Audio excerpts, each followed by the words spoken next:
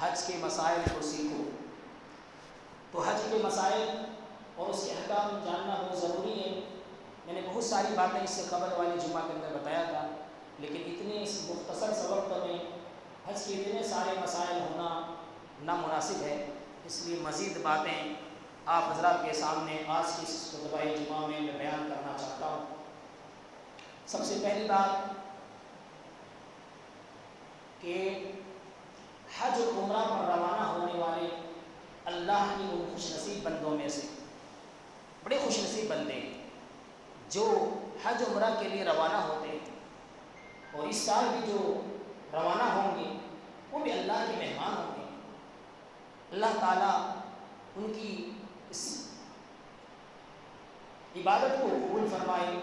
میرے بھائیوں، سب سے پہلے ہم جب جاتے ہیں تو میں نے بتایا تھا کہ حج ہو یا عمرہ، احرام ہم میقات سے باندھتے ہیں، یعنی دو بغیر سیدھی ہوئی چادریں ہوتی ہیں مرد کا، عورت کا کوئی احرام نہیں ہوتا ہے، لیکن مرد کا احرام، اور احرام باندھنے سے پہلے غسل کرنا اور خوشبو لگانا، یہ مسئلہ۔ احرام باندھنے کے بعد آپ نہ خوشبو لگا سکتے ہیں۔ تو احرام کہاں سے باندھنا ہے؟ جیسے میں نے بتایا تھا کہ احرام میقات سے باندھنا ہے، اور احرام باندھنے کے بعد آپ کو نیت کر لینی ہے۔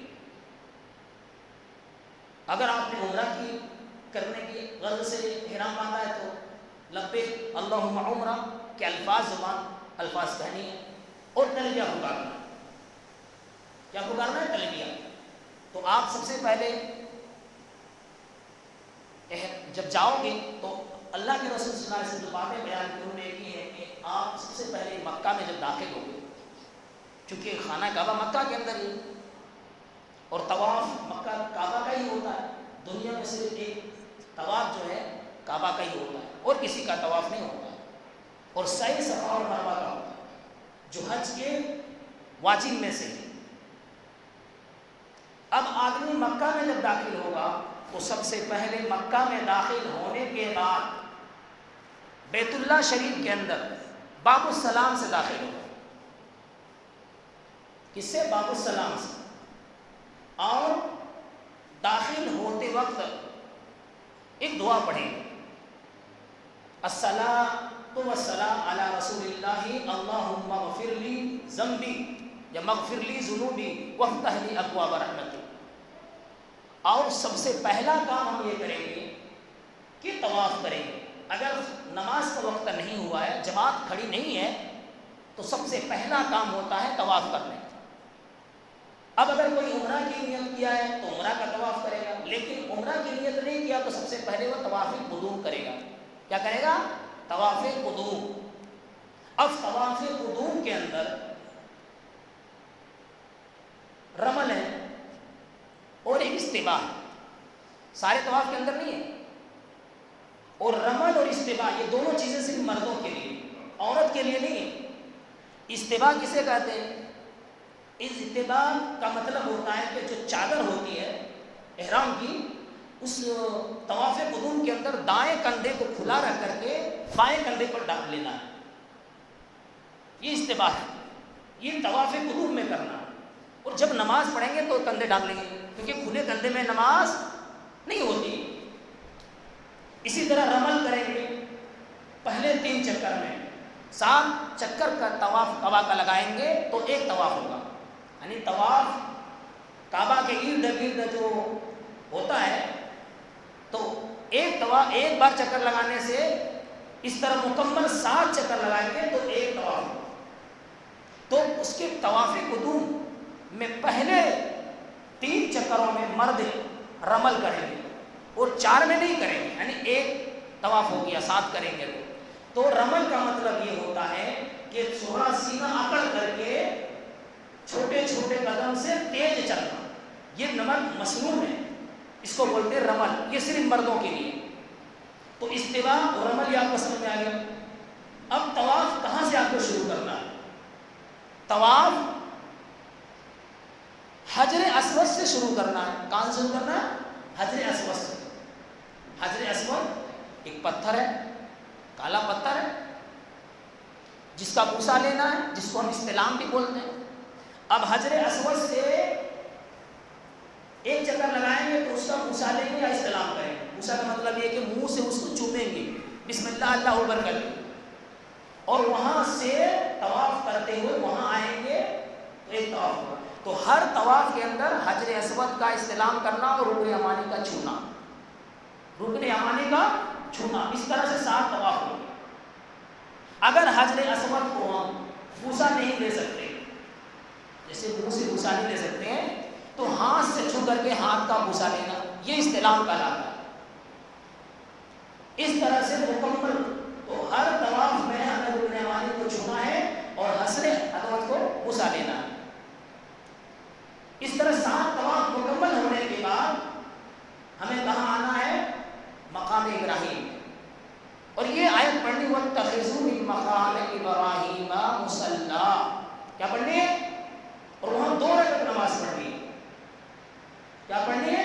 2 رکعت نماز پڑھنی ہے. پہلی رکعت میں قل یا الکافرون اور دوسری رکعت میں قل هو اللہ احد پڑھنی ہے. اس طرح آپ کا طواف مکمل ہو گیا. پھر آپ حجر اسود کا پھر استلام کر کے یا بوسہ لے کر کے پھر آپ کیا کریں گے؟ زمزم کا وغیرہ پانی پی کر کے آئیں گے اور پھر آپ سعی کریں گے. تو یہ تو ایک طواف کا مختصر سا خاکہ ہے، چاہے کوئی طواف ہو. طواف کرنے کا ہی طریقہ ہے، صرف فرق یہ ہے کہ طواف قدوم میں رمل ہوگا، استباح ہوگا، اور طوافوں میں نہیں ہوگا. اور مکہ کے دوران تمام نفلی عبادتوں میں سب سے افضل عبادت کعبہ کا طواف ہے. یاد رکھیں، آپ جتنے دن مکہ کا قیام کریں گے تمام نفلی عبادتوں میں سب سے افضل عبادت طواف ہے. اور یاد رکھیں جب آپ کعبہ بیت اللہ میں داخل ہوں گے تو بیت اللہ میں آپ تحیۃ المسجد ادا نہیں کریں گے، سب سے پہلا کام یہ طواف ہے. اور طواف حجر اسود کا بوسہ لینے سے، طواف کرنے سے اللہ تعالیٰ گناہوں کو مٹا دیتا ہے. اور اللہ نے قرآن میں فرمایا وَلْيَطَوَّفُوا بِالْبَيْتِ الْعَتِيقِ، تم اس پرانے گھر کی طواف کرو. اور اس کے ثواب یہ ہے کہ جس نے طواف کیا اس کو ایک غلام آزاد کرنے کا ثواب ہے. اب آئیے آگے چلتے ہیں حج اور عمرہ کے مسائل. اب حج کے مسائل میں 3 طرح کے حج ہوتے ہیں. حج کی 3 قسمیں، یعنی حج کے 3 نام ہیں، 3 طرح کے حج ہوتے ہیں. ایک حج افراد، دوسرا حج قران، تیسرا حج تمتع. حج افراد وہ حج ہے جس میں صرف حج کی نیت کا احرام باندھ کر کے تلبیہ کرنا ہے. مثلا حج کی افراد صرف حج کی نیت کرنا ہے، لبیک اللہم حجہ، عمرہ باندھیں. اور اس میں وہ سارے کام کرنے ہیں جو حج کے ہوتے ہیں. 8 ذی الحجہ سے لے کر کے ایام التشریق کی 13 تاریخ تک 8 ذی الحجہ سے حج شروع ہوگا. سب سے پہلے مینا جانا ہے، مینا میں وہ سارے کام کرنے، اور پھر مینا سے عرفات جانا ہے، عرفات سے مزدلفہ جانا ہے، اور مزدلفہ سے لے کر کے 10ویں تاریخ کی میں بتاؤں گا ابھی. تو حج افراد کے اندر کتنے طواف ہیں؟ 2 طواف. اگر طواف قدوم مانے جائے تو وہی طواف حج ہو گیا. اور اسی طرح دوسرا ہے حج قران. یہ بڑا مشکل ہے، حج قران مشکل ہے کیونکہ عمرہ اور حج کا دونوں کا احرام ایک ساتھ باندھ کر کے، اور جب تک آپ کا حج نہ ہو جائے تب تک آپ احرام نہیں کھول سکتے. اس کے اندر 3 طواف ہیں، 3 طواف ہیں. 3 طواف میں ایک حج کا طواف، ایک عمرہ کا طواف، اور ایک حج کا طواف مطلب طواف زیارہ، اور تیسرا طواف طواف وداع. اسی طرح حج و تمتع کے اندر 3 طواف ہیں، عمرہ کا طواف، حج کا طواف جو طواف زیارہ ہے، جس کو طواف افاضہ بولتے ہیں، جس کے بغیر حج نہیں ہوتا ہے، اور طواف وداع. یعنی وداع طواف آپ کرتے ہیں جب آپ مکہ سے گھر کے لیے روانہ ہو تو آپ آخری اس کعبہ کے گھر کے طواف کر کے آ جائیں گے. یہ 3 طواف ان دونوں حجوں کے اندر ہوتا ہے. اب حج جو ہوتا ہے وہ سب پر فرض تو نہیں ہے.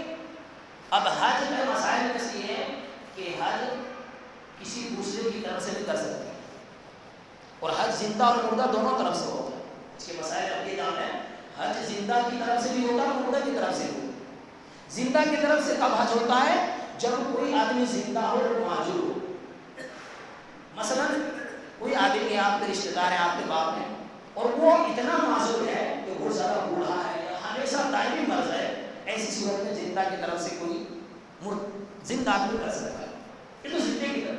مردہ کی طرف سے حج کرنا ہے کہ کوئی ایسا آدمی جو زندہ تھا اور جس پر حج فرض تھا, یا اس نے اپنے اوپر حج کا نظر مان لیا تھا لیکن اپنی زندگی میں نہیں کر پایا, اب اس کی اولاد یا اس کی وارثین اس کے طریقہ میں سے, اگر انہوں نے مال چھوڑا ہے تو اس کے مال میں سے اس کی طرف سے حج کرے گا.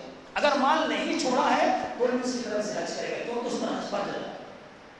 اب جو حج کرے گا اس کے لیے زندہ اور مردہ کی طرف سے حج کرنے کے لیے دو شرطیں ہیں. حج کرنے کے لیے شرط ہے. شرط کیا ہے کہ جو آدمی حج کر رہا ہے وہ خود پہلے حاجی ہو, جس کو ہم حج بدل بولتے ہیں. یعنی میں اگر حج بدل کسی کی طرف سے کر رہا ہوں تو میرا پہلے حج ہونا چاہیے, میرا پہلے حج ہونا چاہیے. یہ جمہور کا قول اور یہ حدیث کا مسئلہ ہے.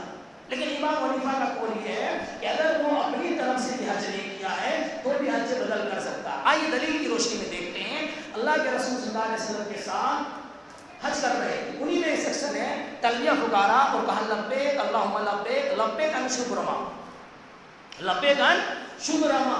تو اللہ کے رسول نے کہا من شبرما, یہ لبیک شبرما کون ہے؟ کہا ان لی اخن لی او قریب لی, یہ میرا بھائی ہے یا میرا بہت قریبی ہے. تو اللہ کے رسول نے فرمایا حل حجست عن نفسک, کیا تو نے اپنی طرف سے حج کر لیا؟ کہا لا. کہا حجی عن نفسک ثم حج شبرما, پہلے تو اپنی طرف سے حج کر اور پھر شبرما کی طرف سے حج کر. معلوم یہ ہوا کہ حج بدل آپ اسی حالت میں کر سکتے ہیں چاہے وہ زندے کی طرف سے ہو یا مردے کی طرف سے ہو. پہلا آپ کا حج ہونا چاہیے پھر آپ حج بدل کر سکتے ہیں. تو یہ حج کے تعلق سے مختصر باتیں تھیں. اب حج آپ کریں گے تو حج کے بہت سارے مسائل ہیں. احرام, نکاح سے احرام ماننا بتا دیا تھا, حج کے رکن بتا دیا تھا. حج کے 4 رکن ہیں, ان میں ایک طواف زیارہ ہے اور اسی طرح عرفہ ہے. عرفہ میں اگر کوئی آدمی نہیں ٹھہرا اس کا حج نہیں ہوگا. عرفہ میں ٹھہرنا ہے. اب کتنا ڈرنا وہ ساری باتیں کتابوں میں ایک ایک کر کے بتانا مناسب نہیں. تو اب جب حج کے مسائل ہیں تو ان میں دیکھو آپ مینا میں ٹھہرنے کے بعد, عرفات میں, مزدلفہ میں, 3 جگہ ٹھہرنا ہے. 8 تاریخ سے لے کر کے 10 تاریخ. اب ان میں تمام نمازیں پڑھنی ہیں اور نمازیں قصر ہونی ہیں, چاہے مقیم ہو چاہے دور کے لوگ. مزدلفہ میں, مینا میں اور عرفات میں. اور مسجد مشعر حرام کے پاس اللہ کا ذکر کرنا ہے. یہ قرآن میں اللہ نے ذکر فرمایا اس میں. اب جب آپ یہ سارے کام کریں گے تو اس کے بعد 10ویں تاریخ کو سب سے پہلا کام کیا کرنا ہے؟ ٹھہرنے کے بعد 10ویں تاریخ کا جو کام کرنا ہے, 4 کام کرنے. 4 کام. نمبر 1, سب سے پہلے آپ کو سورج طلوع ہونے کے بعد رمی عقبہ کا رمی کرنا ہے. رمی عقبہ, دیکھو 3 جگہ رمی کرنا ہے. پہلے 10ویں تاریخ کو عقبہ جو بڑا اس کو رمی کرنا ہے. اور رمی کرنے کا کیا ہے کہ 7 کنکری چنے کے برابر لینے. کتنے کنکری لینی ہے؟ 7 کنکری. اور ہر کنکری مارتے ہوئے بسم اللہ اللہ اکبر کہنا ہے. چھوٹی کنکری, بڑی نہیں. بعض لوگ پتھر مارتے, بعض لوگ جوتا مارتے, کہتے ہیں شیطان کو مارے, وہ شیطان نہیں ہے.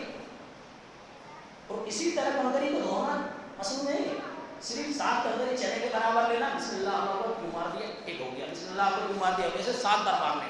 یہ تو آپ کو پہلا کام ہوگا 10ویں تاریخ کو. رمیت عقبہ کا رمی کرنا ہے. پھر دوسرا کیا کرنا ہے؟ قربانی کرنی. یہ آپ کو معلوم ہے نا کہ اگر حج تمتع کر رہے ہیں اور حج قران کر رہے ہیں تو قربانی کرنا واجب ہے, اور حج افراد کے لیے قربانی کرنا مستحب ہے. اگر حج تمتع کرنے والا اور حج قران کرنے والا اگر قربانی کرنے کی طاقت نہیں رکھتا ہے, ایسی صورت میں وہ 10 روزے رکھے. ایسی صورت میں کیا ہے؟ 10 روزے رکھے. 3 ایام حج کے دوران ہی اور 7 گھر واپس آ گئے. یہ قربانی کا فدیہ ہے. جس کو قربانی نہیں دیا نا, واجب ہے پر قربانی, تو قربانی واجب ہے. واجب چیز کو چھوڑنے سے اس کو فدیہ لازم ہوا, اور نہیں دیا تو اس کے 10 روزے اس کو فدیہ ہے. اب دوسرا کیا کریں گے؟ رمی کرنے کے بعد طلوع آفتاب کے بعد 10ویں تاریخ کو رمی کرنے کے بعد دوسرا کام کیا کریں گے؟ قربانی کریں گے. قربانی خود اپنے ہاتھ سے کرنی چاہیے. اگر جتنی ایک ہے 2 ہے پھر خود کھاؤ, غریب میں تقسیم کرو. تیسرا کام کیا کرنا ہے؟ سر منڈوانا ہے یا بال اتروانا ہے. اب یہ 3 کام جب ہو گئے تو آپ تحلل اول ہو گئے. اب آپ احرام اتار اتنا آپ پر جائز ہو گیا کہ آپ احرام اتار کر کے کوئی سیدھا کپڑا پہن سکتے ہو، خوشبو لگا سکتے ہو۔ ابھی آپ تحلیل ثانی نہیں ہوا، تحلیل ثانی ہو جانے کے بعد آپ بیوی سے بھی مل سکتے ہو، یعنی بیوی سے مراد تعلق قائم کرنا۔ تو طواف زیارہ آپ کرو گے، طواف زیارہ یعنی یہ کام کرنے کے بعد سعی کرو گے، اور سعی کیسے کرو گے؟ صفا سے ایک چکر مروہ، مروہ سے ایک چکر صفا، اور اس طرح صفا کی بلندی پر چڑھ کر کے قبلہ کی روح آپ کھڑے ہو جاؤ گے کہ آپ کو حرم دکھیں گے، اور ہاتھ کو بلند کرو گے اور 3 بار بسم اللہ اللہ اکبر کہو گے، اور 3 بار یہ دعا پڑھو گے لا الہ الا اللہ وحدہ لا شریک لہ کو، اور صفا مروا کا چکر لگاؤ گے۔ تو یہ قرآن کی آیت پڑھو گے ان الصفا والمروہ من شعائر اللہ، یہ دعا پڑھو گے نا، یہ آیت کی ان الصفا والمروہ من شعائر اللہ، صفا اور مروہ اللہ کی نشانی سے نشانی، یہ پڑھتے ہوئے 7 چکر لگانے ہیں۔ پھر اس کے بعد آپ کو آ جانے ہیں کہاں؟ طواف زیارہ کرنے کے لیے۔ آپ نے جب کر لیا اور میں نے طواف زیارہ کر لیا، پھر طواف زیارہ کرنے کے بعد آپ کو 3 دن ایام التشریق 10ویں 11ویں 12ویں اور 13ویں تاریخ تک 3 دن مینا میں ہی ٹھہرنا ہے۔ کہاں ٹھہرنا ہے؟ مینا میں ٹھہرنا ہے، اور تینوں دن آپ کو ایک ایک کر کے تینوں کو پھر زوال کے بعد، یاد رکھیں زوال کے بعد تینوں کو ایک ایک الگ الگ سے پھر رمے جمع کرنا ہے، یعنی پہلے اولا کو 7 کنکری مارنی ہے، الگ الگ ایک ایک کنکری مار کے بسم اللہ کو پڑھتے مارنا ہے، اور وہاں رک تھوڑا دور ہٹ کر کے رمے اولا کو مارا اور تھوڑا دور ہٹ کر کے وہاں دعا کرنی ہے۔ اسی طرح وسطیٰ کو بھی ایسے رمے کرنا ہے، 7 کنکری مار لیا 7 بار ایک ایک کر کے اللہ کر کے، پھر تھوڑا دور ہٹ کے دعا کر لیا۔ اب بچ گیا پر کون؟ جمع عقبہ کا رمے کرنا۔ اب عقبہ کا رمے جب کریں گے تو آپ کیا کریں گے؟ وہاں کوئی دعا نہیں کریں گے، کوئی مناجات نہیں ہوگا، سیدھے اس کا رمے کرنے کے بعد عقبہ کو اور جلدی سے ہٹ جائیں گے اور وہاں دعا نہیں کریں گے۔ اتنے خیال رکھنا، تھوڑا سا فرق ہے ان تینوں میں۔ تو پہلی بار کرو یہ کیا آپ نے 10 تاریخ کو، اور قربانی وغیرہ سر منڈوا ایسا وغیرہ کر کے طواف زیارہ کر لیا۔ اب چونکہ طواف زیارہ ہو گیا تو آپ کا اب بیوی سے بھی آپ صحبت کر سکتے ہو۔ اب آپ کو کیا کرنا ہے؟ صرف 3 دن مینا میں قیام کرنا ہے اس حالت میں، اور قیام کرنے کے بعد یہ سارے کام کرنے ہیں رمیہ کا، یعنی ایک ایک کر کے رمیہ کرنا ہے تینوں کا۔ لیکن عقبہ کا جب رمیہ کریں گے تو وہاں آپ رکیں گے بھی نہیں اور دعا بھی نہیں کریں گے۔ اس طرح سے آپ آج کا مکمل ہو گیا۔ اب مکہ کے دوران آپ قیام جتنے دن تک کرو گے ان دنوں میں زیادہ سے زیادہ اللہ کے اذکار ہوں، زیادہ سے زیادہ اللہ کا ذکر ہو، اور طواف کعبہ ہو، سب سے زیادہ کعبہ کا طواف کرو، کیونکہ ان دنوں میں رکنے میں سب سے زیادہ جو ہے وہ کعبہ کا طواف ہی افضل ہے۔ اور کیونکہ کعبہ کا جب طواف کریں گے ہم تو ہمارا حجر اسود کا بوسہ لینا ہوگا، اور حجر اسود کا جو بوسہ لے گا آپ کو معلوم ہے کہ اللہ کے رسول صلی اللہ علیہ وسلم نے ارشاد فرمایا کہ حجر اسود قیامت کے دن ان کی 2 آنکھیں ہوں گی۔ کیا ہوں گی؟ 2 آنکھیں ہوں گی، اور ان کی زبان ہوں گی۔ آنکھوں سے یہ دیکھے گا، زبان سے یہ بات کرے گا۔ کن کے حق میں؟ جن لوگوں نے ایمان کی حالت میں اس کو چھوا ہے، ان کے حق میں گواہی دے گا۔ اور اسی لیے آپ کو معلوم ہے کہ یہ ایک ایسا پتھر ہے کہ اس پتھر کو آپ بوسا بھی لے سکتے ہیں، اس کے سامنے آنسو بھی بہا سکتے ہیں، اس کے سامنے آنسو بھی بہا سکتے ہیں۔ حضرت عمر رضی اللہ عنہ نے اس کو بوسا لیا تو وہاں بہت روئے، اور اس پتھر نے سارے انسانوں کو گناہوں کو اٹھاتے اٹھاتے کالا ہو گیا ہے، ورنہ یہ پتھر دودھ سے زیادہ سفید تھا جب جنت سے نازل ہوا تھا۔ یہ جنتی پتھر ہے، لیکن اللہ کے رسول نے فسودت خطایا ہو بنی آدم کے گناہوں کو اٹھانے کے سبب سے یہ پتھر کالا ہو گیا ہے۔ تو میرے بھائیو، یہ حج کی مختصر سی تعارف اور ڈاٹا تھا جو میں نے بیان کیا۔ اب میں اس کے بعد والے جمعے میں نبی صلی اللہ علیہ وسلم کے حج کا طریقہ بتاؤں گا کہ آپ نے حج کیسے کیا اور کہاں سے روانہ ہوئے اور کیسے آپ نے تلبیہ پکارا۔ انشاءاللہ اللہ تعالیٰ سے دعا ہے کہ اللہ تعالیٰ اس سال جن لوگوں نے بھی حج کے فارم بھرے ہوں اور ابھی تک اس کے نہیں آئے، ویٹنگ میں اس کا لسٹ ہو، اللہ تعالیٰ اس کو بھی اللہ کی طرف سے اس کو ویٹنگ لسٹ سے کنفرم ہونے کی اللہ توفیق عطا فرمائے، اور ان کو بلائے اور ان کے حج قبول فرمائے۔ اور ہم میں سے جن لوگوں نے حج کی تمنا کرنے کی دل میں تمنا رکھی ہے، اللہ ہم لوگوں کی بھی تمنا کو پوری کر لے، اور اس گھر کی بار بار زیارت نصیب عطا فرمائے، کیونکہ وہ گھر ہی ایسا ہے، وہاں امن ہے، وہاں سکون ہے، وہاں چین ہے۔ اس گھر میں 1 رکعت اگر نفل نماز پڑھتے ہیں اللہ 1,00,000 رکعت کا ثواب دیتا ہے میرے بھائیوں۔ تو اس گھر کی کیا بات ہے جو ساری چیزیں اللہ کی نشانیاں ہیں، ہدایت کا راستہ ہے، ہدایت کے مرکز کی جگہ ہے۔ اللہ اکبر، اللہ تعالیٰ ایسی جگہ سب کو نصیب کرے، لیکن خوش نصیب وہی لوگ جاتے ہیں اس جگہ میں، اور لیکن اس جگہ خوش نصیبی لوگ جاتے ہیں. اللہ تعالیٰ ہم سبوں کی جو ہے چھوٹی بڑی عبادت قبول فرمائے اور اللہ تعالیٰ ہم سبوں کے گناہ کو معاف فرمائے اور ہم سب کو ایمان پر رکھی ایمان پر خاتمہ فرمائے. آمین والحمد للہ رب العالمین.